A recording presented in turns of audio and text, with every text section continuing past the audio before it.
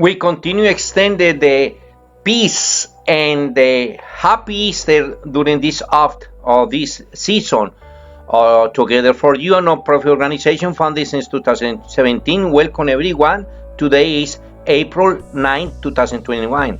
And this Friday, everyone is welcome to call us and contact these persons, that is the phone numbers, and let us know how we can help you or how we can you become part of us.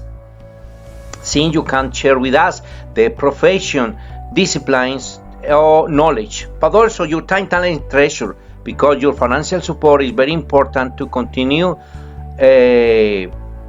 helping other people, help to transform other people. That is our mission, to transform people's life, because we understand that they deserve a second chance and a bright future. Our topic today is named the Lights and Darkness. But before I ask you to subscribe to this channel, click in the bell and the open notification for the coming videos. Awareness is defined as the state or ability to perceive, feel, or to be conscious of events, objects, or sensory patterns. The definition goes on to state.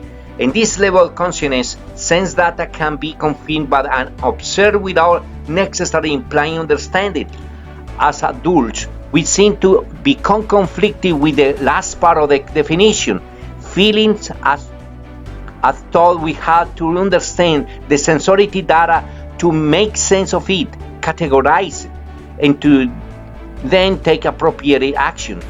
This is the part that seems to pose the problem.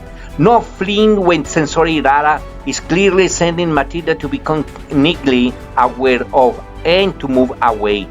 Something similar happened in the group of the disciples that were not aware of the presence of the risen Lord, as then we can experience in our lives light and darkness that prevent us to recognize who people are.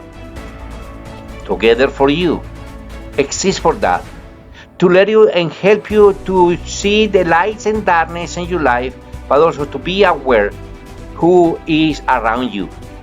So John's Gospel draws heavily in the imaginary of light and darkness. Only 4 verses in the Gospel we have the ringing of declaration: the light shines in the darkness, and the darkness did not overcome. The image of light and darkness is there in today's Gospel reading. The disciples are out of the Sea of Tiberias, fishing at night in darkness.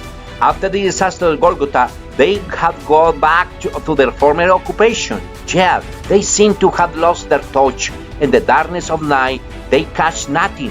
Their labor to no avail. Their professional failure on this occasion harks back to their personal failure during the Passion of Jesus, when they showed themselves unfaithful to Him in various ways.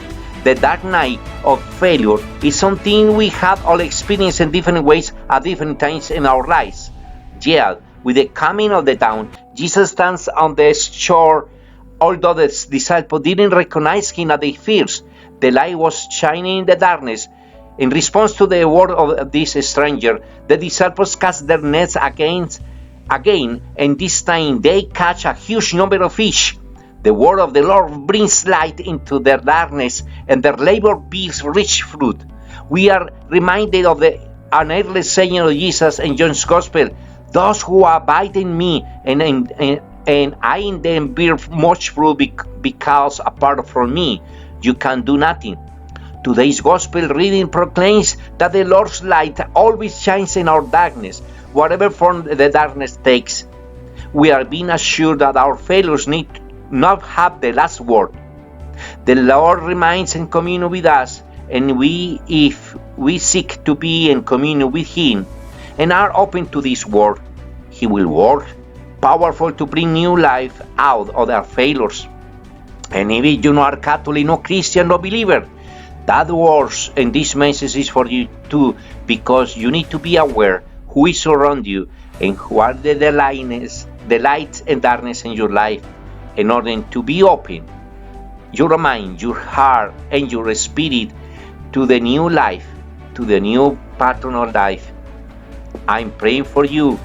Pray for me. May God bless you with His peace.